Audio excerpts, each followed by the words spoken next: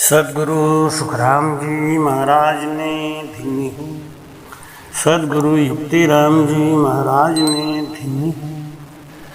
सदगुरु स्वामी जी श्री कुशाल दास जी महाराज ने धीनी हूँ। संत श्री ज्ञानेश्वरी बाई जी महाराज ने धीनी हूँ। गुरुदेव आपके धिन धिन हो, महाराज आपके धिन धिन हो। दरिया नर्तन पाई के किया न राम उचार, बोझ उतारन आविया ले चला सिर भार। बोलो राम। महाराज कहते हैं कि इस नर्तन को पाके जिसने अपने कर्मों को सुधारा नहीं, आवागमन से मुक्त होने का रास्ता ढूंढा नहीं, वो संसार में अभागा पुरुष है। भगवान ने हमको नर्तन दिया। 84 लाख योनियों का ये जो शरीर मिलता है, इस जीव आत्मा को 84 लाख प्रकार का शरीर धारण करना पड़ता है। 9 लाख प्रकार का शरीर मिलता है जल में रहने वाले कीड़े मकोड़े। 10 लाख प्रकार का पक्षी होता है। 11 लाख प्रकार का कीड़ा मकोड़ा जो जमीन पे होता है। 20 लाख प्रकार की वनस्पति होती है। 30 लाख प्रकार का पशु योनि होता है। 4 लाख प्रकार के मानव योनि होते हैं। भूत प्रेत गंधर्व दानव राक्षस सब इसी में आते हैं। भाई कहते हैं शरीर तो सबका है, कोई कार्जिक है, कोई कारणिक है, कोई जाचनिक है, कोई दिव्य शरीर है। 4 प्रकार के शरीर में ये जीव वास करता है। लेकिन सबका राजा है ये मानव तन। और मानव तन पाके भी जिसने अपना जन्म नहीं सुधारा, मानव तन पाके भी जिसने अपने कर्मों का नाश नहीं कर पाया, मानव तन पाके भी जिसने आवागमन से मुक्त होने का रास्ता नहीं खोज पाया, वो संसार में अभागा है। कभी अपने आप से प्रश्न करके पूछे देखे कि मैं मानुष तन काहे को पायो। प्रश्न करके पूछें, अपने आप विचार करें। मैं मानुष तन काहे को पायो, राम जी को अन्न जल खाए गमायो। राम जी को अन्न जल खाए गमायो, मैं मानुष तन काहे को पायो। मैं मानुष तन काहे को पायो, 9-10 मास माता ने दुख दीन हो। 9-10 मास माता ने दुख दीन हो, उनको कारज कछु नहीं कीन हो। मैं मानुष तन काहे को पायो, मैं मानुष तन काहे को पायो। कोल करके जन्म लिया, कोल करके कमावन आयो। मूल खोए ऊपर ब्याज बंधायो, मूल खोए ऊपर ब्याज बंधायो। मैं मानुष तन काहे को पायो,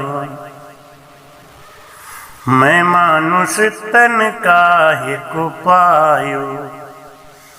राम जी को अन्न जल खाए गमायो, मैं मानुष तन काहे को पायो। गाँव धनी को बजट न दीनो, गाँव धनी को बजट नहीं दीनो। और बास बसियो जठ वहाँ अनरथ कीनो, बास बसियो जठ वहाँ अनरथ कीनो। मैं मानुष तन काहे को पायो, राम जी को अन्न जल खाए गमायो। मैं मानुष तन काहे को पायो। राम राज राजी कैसे होसी, राम राजा जी राजी कैसे होसी। जन्म जन्म को जीवड़ो रोसी, जन्म जन्म को जीवड़ो रोसी। मैं मानुष तन काहे को पायो, अपने पिता को वंश न पिछाड़ियो। मैं मेरी ममता के मन बाधियो, मैं मेरी ममता के मन बधियो। मैं मानुष तन काहे को पायो, गुनहगार मैं लूण हरामी, गुनहगार मैं लूण हरामी। दयाल बाल मैं बड़े स्वाखामी, दयाल बाल में बड़े खामी। मैं मानुष तन काहे को पायो। 84 लाख प्रकार का जो तन है उसमें सबसे सर्वश्रेष्ठ तन है ये मानव तन। इस मानव की रक्षा के लिए परमात्मा ने अन्न बनाया, जल दिया। ये जितने भी जीव बने हैं सब अन्न जल के आधार से ही हैं। लेकिन राम जी ने कितनी कृपा करी है, राम जी ने ही सारे जीव बनाए हैं। जड़ चेतन गुण दोष में विश्व कीन करता, परमात्मा ने ही सब कुछ बनाया है और सब में परमात्मा का अंश है। लेकिन वो अंश कितना विकसित है। घट घट में साईं बसे, खाली घट नहीं कोई। बलिहारी ता घट की, जा घट पर घट होए। परमात्मा तो सबके अंदर है, लेकिन उस घट की बलिहारी है जिस घट में वो प्रगट हो गए। प्रगट होने का लक्षण क्या है? 64 कला से पूर्ण ब्रह्म होता है।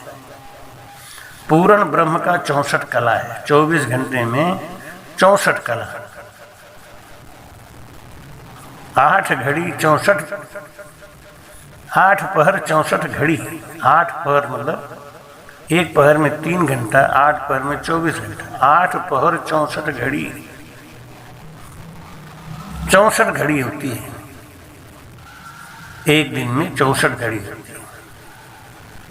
और एक पूर्ण ब्रह्म जो है उनके अंदर 64 कलाएं हैं। हमारे आप सबके अंदर कलाओं की कमी है, जिसके कारण हम विकसित नहीं हैं, पावरफुल नहीं हैं। भगवान कृष्ण को अपने कई जन्मों की याद थी, वो 16 कला से थे। भगवान राम 12 कला से थे। उनमें उतनी योग्यता नहीं जितनी कृष्ण में थी। क्यों?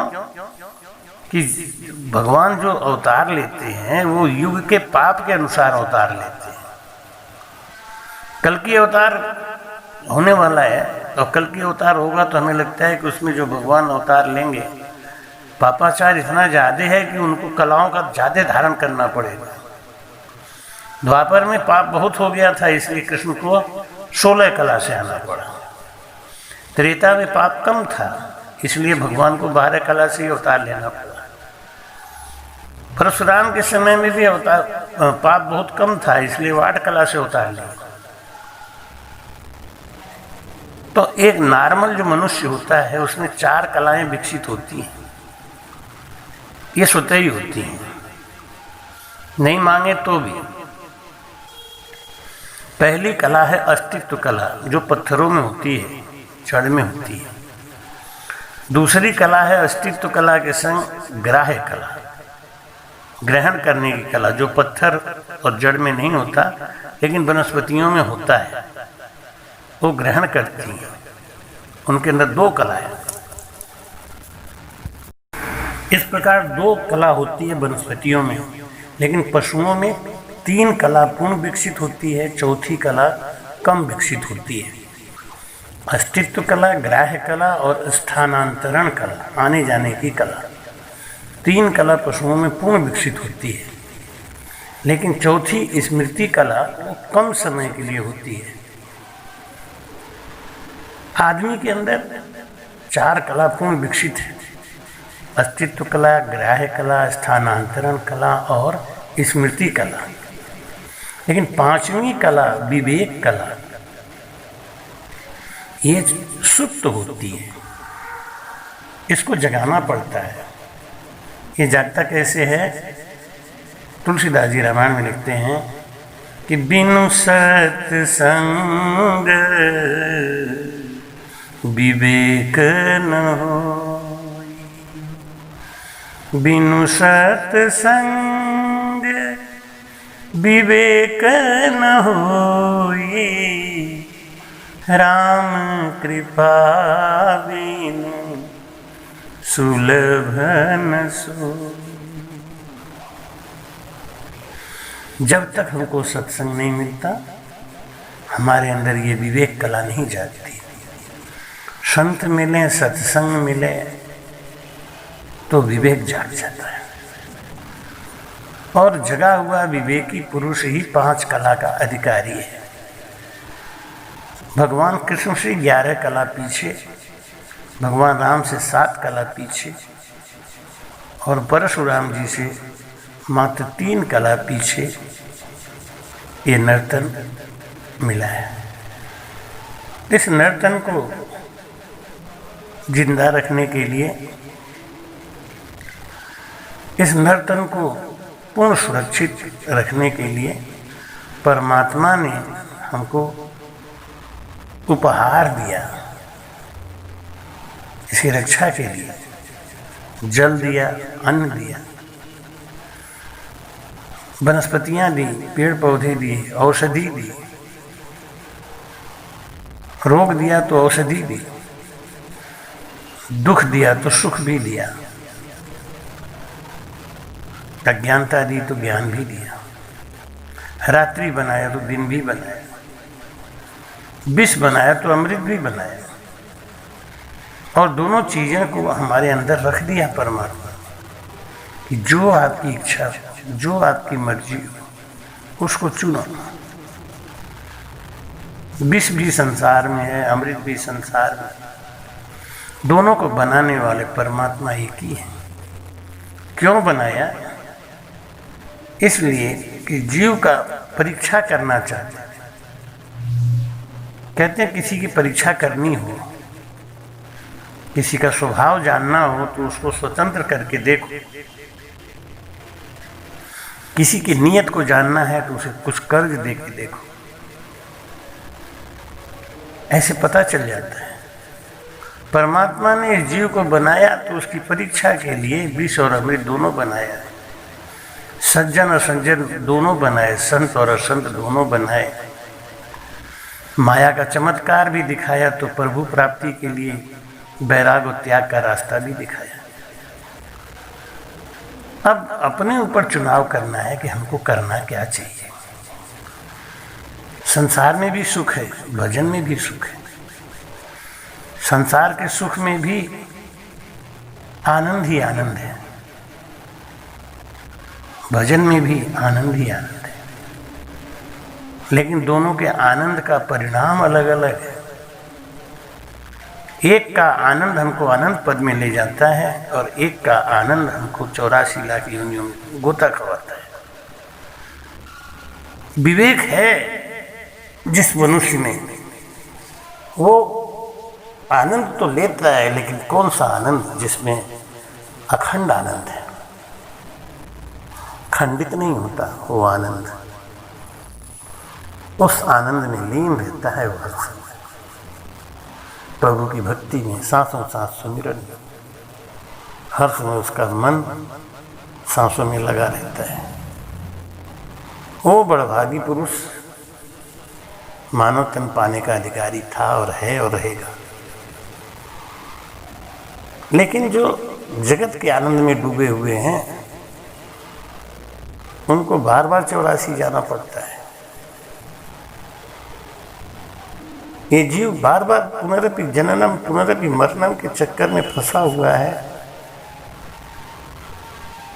क्योंकि वो परमात्मा के दिए गए उदारता का दुरुपयोग किया। आंख दिया गुरु दर्श करन को, नैना से दर्शन कर ले। कान दिया गुरु शब्द सुनन को, कानों से वाणी सुन ले। हाथ दिया गुरु सेवा करन को, हाथों से सेवा कर ले। जीभ दिया प्रभु भजन करन को, जिह्वा से सुमिरन कर ले। पैर दिया सब तीर्थ करन को, 68 तीर्थ कर ले। हाथ पांव मुख नैन नासिका, श्रवणा संग कमावे। कह सुखराम उपजे तासंग, पाछा फेर गमावे। नर्तन में जितनी इंद्रियां मिली हैं वो सब प्रभु से मिलाने के लिए मिली हैं, उनका वही प्रयोग होना चाहिए। मैं नर्तन में आया इस सांसों की पूंजी की कमाई लेके यहाँ व्यापार करने, नाम धन का, लेकिन यहाँ आके हम काम धन कमाने लगे। कामनाओं की पूर्ति में लगे हुए हमको ना संत अच्छे लगते हैं, ना सत्संग अच्छा लगता है। परिणाम ये होता है कि एक दिन ऊंचे ऊंचे महल अटारी ये सब देखे खड़े खड़े।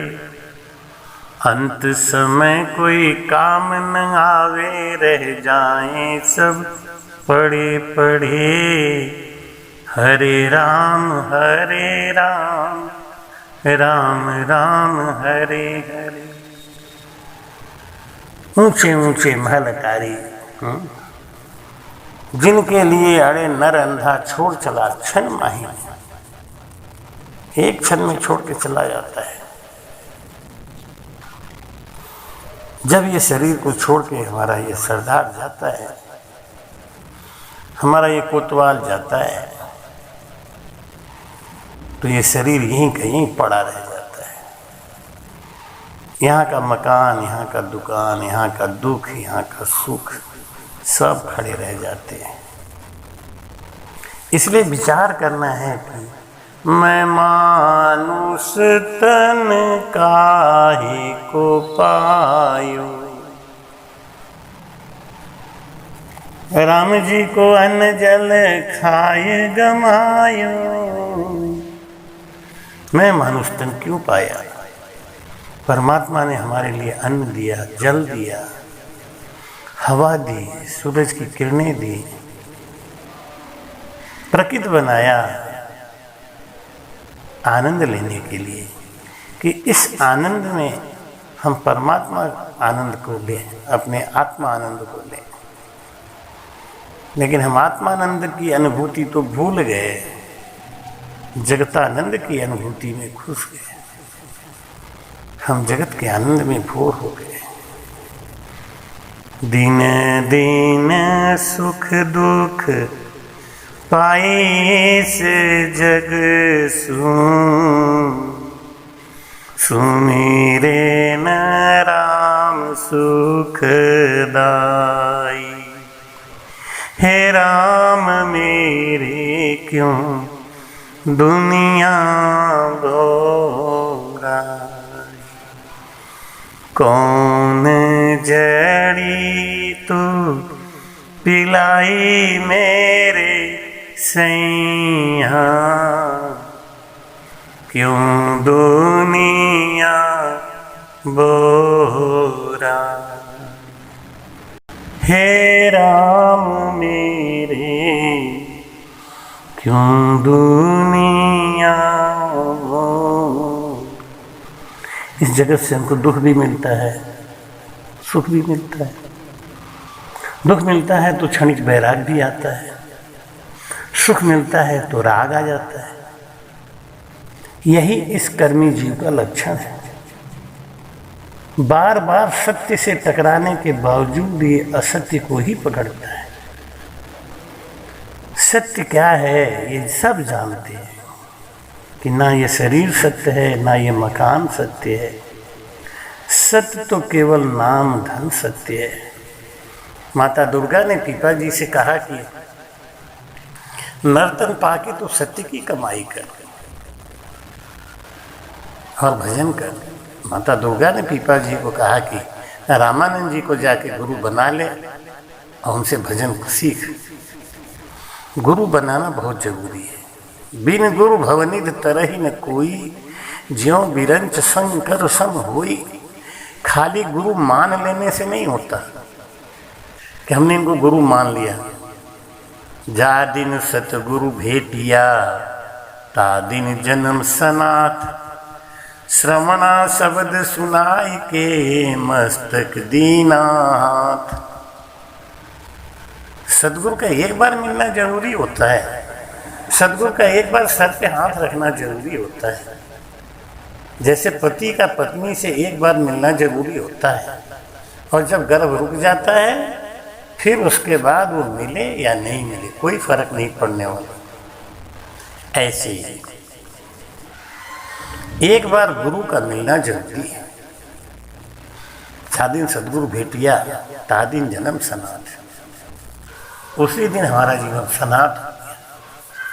श्रवणा शब्द सुनाई के, मस्तक दीना।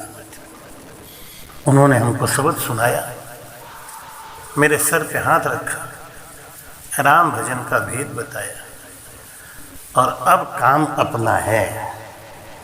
परमात्मा के द्वारा दिया गया जल और अन्न ग्रहण करके, परमात्मा के नाम का सुमिरन करके अपने को नमक हरामी से बचा ले। गुनहगार में लूण हरामी, दयाल बाल मैं बड़खामी। मैं लूण हरामी नहीं कहलाऊं, जिसको कहते हैं नमक हराम। नमक खा के किसी का और उसका बजाय नहीं। हम संसार में किसी के यहाँ नौकरी करते हैं तो वो हमको किराया देता है, तनख्वाह देता है, उसके बदले में हम उसके लिए वफादार बने रहते हैं। उसकी निंदा, उसकी बुराई नहीं सुनना चाहते, उसका भलाई करते हैं, उसका महिमा करते हैं, और बार बार कहते हैं कि हम नमक हराम नहीं बनेंगे। उन्होंने हमारी नौकरी दी है, उन्होंने हमारा ध्यान रखा है। अरे सबसे बड़ी नौकरी देने वाला तो परमात्मा है। उस परमात्मा ने हमको तन दिया, श्वासों का रतन दिया, और इस संसार में भेजने से पहले हमसे कॉल करा लिया। जैसे नौकरी देने से पहले सेठ लोग कॉल करा लेते हैं, गवर्नमेंट कॉल कराती है। प्रधानमंत्री और राष्ट्रपति को भी कॉल करना पड़ता है, और उस कॉल को निभाते हैं। प्रधानमंत्री भी जब प्रधानमंत्री कुर्सी पे जाता है, राष्ट्रपति कुर्सी पे जाता है, तो वो कॉल करता है कि हम संविधान के अनुसार काम करेंगे, संविधान की रक्षा करेंगे, देश का गौरव बढ़ाएंगे, और फिर वो पूरे 5 साल तक अपने वचन को निभाता है। हम परमात्मा से कॉल किए गर्भवास में कि हमको प्रभु आप बाहर भेजो, हम आपका भजन करेंगे और कुछ नहीं करेंगे। ओ प्रभु मानव तन दीजो, भरत खंड के माही। केवल भगति करूं संत सेवा, और करा कुछ नाही। बोलो राम। हम भक्ति भी कर रहे हैं ना, वो भी परमात्मा के लिए नहीं, अपने लिए। लोग अपने को पुजवाने लगे, अपना फोटो खिंचवा खिंचवा के घरों में लगवाने लगे, अपनी फोटो की पूजा कराने लगे, अपनी महिमा करने लगे, इष्ट को भूल गए, इष्ट को हटा दिया और अपनी सेवा करवाने लगे। ये भी परमात्मा की सेवा नहीं है, ये भी अपने मन की सेवा है, अपने महत्वाकांक्षी की सेवा है, अपने अहंकार की सेवा है, और हम यही सब करने लगे। ये भक्ति नहीं है, ये भक्ति का ढोंग है। भक्त के अंदर तो अहंकार होता ही नहीं। भक्त के अंदर दास भाव होता है, जो सबका दास बन सके, जो सबकी सेवा कर सके, वो दास परमात्मा का भक्त। यहाँ आके हमने परमात्मा का कोई ध्यान ही नहीं किया। हम लूण हरामी कहलाते हैं इसीलिए, क्योंकि जिसने हमको जन्म दिया, जिसने गर्भवास में रक्षा करी, मेरे पैदा होने से पहले मेरी माता के स्तनों में दूध भेज दिया परमात्मा ने। मरता को भी देता है लकड़ी कफन आग, जिंदा नर चिंता करे ताको बहुत अभाग। मेरे आने से पहले माता के स्तनों में दूध दे दिया भगवान ने, फैक्ट्री लगा दी पहले से। कितना ध्यान रखते हैं हमारा। गर्भवास में 9 महीने हमारी रक्षा करी, बाहर निकलने से पहले दूध की फैक्ट्री लगा दी। माँ बाप ऐसे दिए कि अपने दुख में रहते हैं लेकिन हमको सुख देते हैं। लेकिन हम जैसे बड़े होते गए, परमात्मा का सुमिरन और भजन भूल गए। अब तो हम गीता भागवत पढ़ते हैं किसके लिए? एक दूसरे को नीचा दिखाने के लिए। भजन करते हैं किसके लिए? एक दूसरे को नीचा दिखाने के लिए। इसमें भी कि हम 8 घंटे भजन करते हैं, हम 10 घंटे भजन करते हैं, ये 2 घंटे भजन करते हैं, ये 1 घंटा करते हैं, ये भजन नहीं करते हैं। क्या यही सब करने के लिए हमको मानव तन मिला? अरे हरि बे मुख नर जन्म गमायु, हरि बे मुख नर जन्म गमायु, कंचन बदले कांच बसायो, हरि बे मुख नर जन्म गमायो, हरि बे मुख नर जन्म गमायो। परमात्मा से विमुख, परमात्मा से विमुख कौन है? जो परमात्मा के ऊपर विश्वास नहीं कर रहा है। वेद पुराण पढ़ता भी है तो किसके लिए? झगड़ा करने के लिए। वेद पुराण पढ़े पढ़े गीता, राम भजन बिनु रह गया रीता,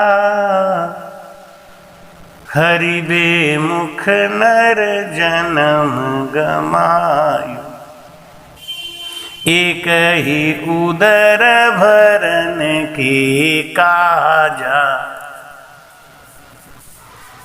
कोटि करम नर करत काजा, हरि बे मुख नर जन्म गमायु, कंचन बदले कांच बसायो, हरि बे मुख नर जन्म गमायु। परमात्मा के ऊपर जो विश्वास नहीं करता वो परमात्मा से बेमुख, उसकी सर्वशक्तिमान होने की सत्यता, सर्वव्यापकता की सत्यता जो स्वीकार नहीं करता, महाराज जी कहते हैं वो बेमुख है। उसका जन्म व्यर्थ जा रहा है। जिसके अंदर ये अहंकार है, मैं कर रहा हूँ, मैं करने वाला हूँ, मैं इसको दुख दे रहा हूँ, मैं दुख देने वाला हूँ। ना कोई किसी को सुख देने वाला है, ना कोई किसी को दुख देने वाला है। अरे वो दुख और सुख तो अपना भोग रहा है, अपने कर्मों का भोग रहा है। फिर हम अपने आप को क्यों बंधन में डाल के फंस जाते हैं? हम अपना निज का काम करने आए, परमात्मा की सेवा, परमात्मा का सुमिरन, परमात्मा का ध्यान, परमात्मा का प्रचार। जो अज्ञानी हैं उनको ज्ञान देना, जो बिगड़े हैं उनको सुधारना, और जो भटके हुए हैं उनको रास्ते पे लाना, ये मानव धर्म है। किसी गिरे हुए को उठा लेना, किसी गरीब को उसकी गरीबी से दूर करने का प्रयास करना, इसके लिए मनुष्य तन मिला। कोई अपना है कोई पराया है ऐसा नहीं सोचना। सब अपने हैं और सारे के सारे पराए हैं। सब अपने हैं और कोई अपना नहीं है। इस भावना को जिंदा रखना, इसके लिए मनुष्य तन मिला। इस तन से जितनी हो सके दूसरों की सेवा कर देना, उसको खुश करना, इसके लिए मनुष्य तन मिला। परमात्मा का सुमिरन करके आवागमन से मुक्त हो जाना, इसके लिए मानव तन मिला। गर्भवास का कष्ट हमेशा हमेशा के लिए मिटा देना, इसके लिए मानव तन मिला। इसलिए हमको मानव तन की विशेषता का ध्यान रखते हुए, मानव तन पे विश्वास करते हुए, परमात्मा के सत्ता पे विश्वास करते हुए, दोनों जब मिल जाते हैं, माया और ब्रह्म के मिलने से जीव की उत्पत्ति होती है और जीव के अंदर से माया और ब्रह्म अलग होते ही वो आनंद पद में चला जाता है।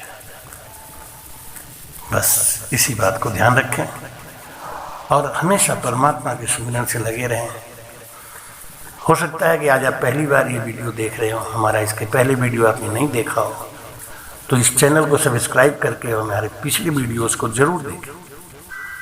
आपके मन में जो भी संशय है, जो भी शंका है, बिना हमसे मिले, बिना हमसे बात किए ही पूरा हो जाएगा।